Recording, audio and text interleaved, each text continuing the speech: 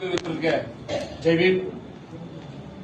ಕರ್ನಾಟಕ ರಾಜ್ಯದ ಸಾಮಾಜಿಕ ಅನ್ಯಾಯಕೋರ ಸಿದ್ದರಾಮಯ್ಯನವರಿಗೆ ಈ ಒಂದು ಪತ್ರಿಕಾಗೋಷ್ಠಿಯ ಮೂಲಕ ಎಲ್ಲ ಹಿರಿಯರ ಸಮ್ಮುಖದಲ್ಲಿ ನೀಡೋಕೆ ಹೋಗ್ತಾ ಇರೋದು ಎಚ್ಚರಿಕೆ ಏನು ಅಂತಂದ್ರೆ, the biggest blackmailer Mahadevappa, ಆತನ ಬ್ಲಾಕ್ ಮೇಲ್ಗೆ ಒಳಗಾಗಿರುವಂತಹ ನೀವು ಮತ್ತು ನಿಮ್ಮ ಪಕ್ಷ ಇನ್ನು ಕೆಲವೇ ದಿವಸಗಳಲ್ಲಿ ಈ ರಾಜ್ಯದಲ್ಲಿ ಎಂತಹ ಅಧೋಗತಿಗೆ ತಲುಪ್ತೀರಿ ಅನ್ನೋದಕ್ಕೆ ಸಾಕ್ಷಿಯಾಗಿ ಇವತ್ತು ಈ ಪತ್ರಿಕಾಗೋಷ್ಠಿ ಮತ್ತು ಇವತ್ತು ನಡೆದ ಸಭೆ.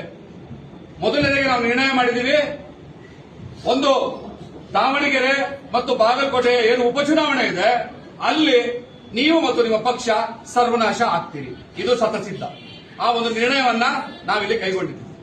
ಒಂದು ವೇಳೆ ಆ ಚುನಾವಣೆಗೆ ಮುಂಚೆ ನೀವು ಒಳ ಮೀಸಲಾತಿ ನ್ಯಾಯವನ್ನು ನಮಗೆ ಕೊಟ್ಟಿದ್ದಾದ್ರೆ ನಾವು ನಿಮ್ ಕೈ ಹಿಡಿಯೋದಕ್ಕೂ ಕೂಡ ಮುಂದಾಗ್ತೀವಿ. ಎರಡೂ ಕೂಡ ನಿಮಗೆ ಜ್ಞಾಪಕದಲ್ಲಿರುತ್ತೆ.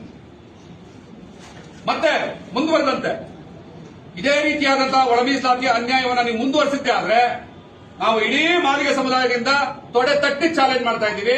ಮುಂದಿನ ಚುನಾವಣೆಯಲ್ಲಿ ಈ ಒಳ ಮೀಸಲಾತಿಯ ಅನ್ಯಾಯದಲ್ಲಿ ಬಹಳ ದೊಡ್ಡ ಬ್ಲಾಕ್ ಮೇಲರ್ಗಳಾಗಿರುವಂತಹ ಎಚ್.ಸಿ. ಮಹದೇವಪ್ಪ, ಪರಮೇಶ್ವರ್, ಖರ್ಗೆ ಇವರು ಅದು ಹೆಂಗೆ ತಮ್ಮ ಕ್ಷೇತ್ರಗಳಲ್ಲಿ ಗೆಲ್ತಾರೋ ಗೆದ್ದೇ ಬಿಡ್ಲಿ ನೋಡೇ ಬಿಡೋಣ ಅನ್ನುವಂತ ಒಂದು ಸವಾಲನ್ನು ಕೂಡ ನಾವು ಈ ಪರಿಸ್ಥಿತಿಯಲ್ಲಿ ನೀವು ಕೊಡೋದಕ್ಕೆ ಇಷ್ಟಪಡ್ತಾ ಇದ್ದೀವಿ.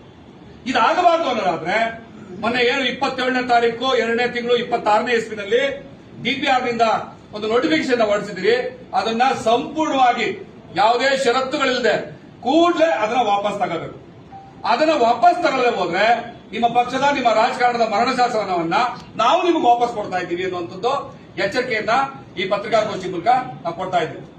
ಮತ್ತೆ ಕೊನೆಯಲ್ಲಿ ನಾನು ಹೇಳೋಕೆ ಇಷ್ಟಪಡೋದು, ನಾವೇನು 6ನೇ ತಾರೀಕು ಇಡೀ ರಾಜ್ಯದಾದ್ಯಂತ ಎಲ್ಲೆಲ್ಲಿ ಸಾಧ್ಯವಾಗಲ್ಲ ಬಂದ್ ಪ್ರತಿಭಟನೆ ಮತ್ತೆ ಏನೋ ಜಾಥಾಗಳು, ಎಂಎಲ್ಎ, ಎಂಪಿ, ರಾಜ್ಯಸಭಾ ಸದಸ್ಯರು ಮತ್ತೆ ವಿಧಾನ ಪರಿಷತ್ ಸದಸ್ಯರುಗಳ ಮನೆಗಳಿಗೆ, ಎಂಎಲ್ಎಗಳು, ಶಾಸಕರ ಮನೆಗಳಿಗೆ ಮುತ್ತಿಗೆ ಆಗುವಂಥದ್ದು, ಸಚಿವರ ಮನೆಗಳಿಗೆ ಮುತ್ತಿಗೆ ಹಾಕುವಂಥದ್ದು.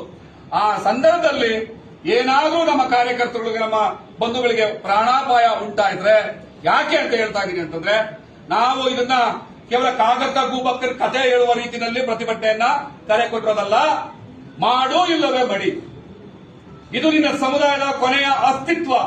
ಈ ಪ್ರಶ್ನೆಗೋಸ್ಕರ ನೀವು ಮಾಡು ಇಲ್ಲವೇ ಮಡಿ ಅನ್ನುವಂತಹ ಒಂದು ಬಹಳ ಕಠಿಣ ನಿರ್ಧಾರದ ಪ್ರತಿಭಟನೆಗೆ ಕರೆ ಕೊಟ್ಟಿದ್ದೀವಿ. ಅವ್ರು ಏನೇ ನಿರ್ಧಾರ ತಗೊಂಡ್ರು ಕೂಡ ಆ ಹೋರಾಟದ ನಿರ್ಧಾರ ಜೊತೆ ನಾವಿರ್ತೀವಿ.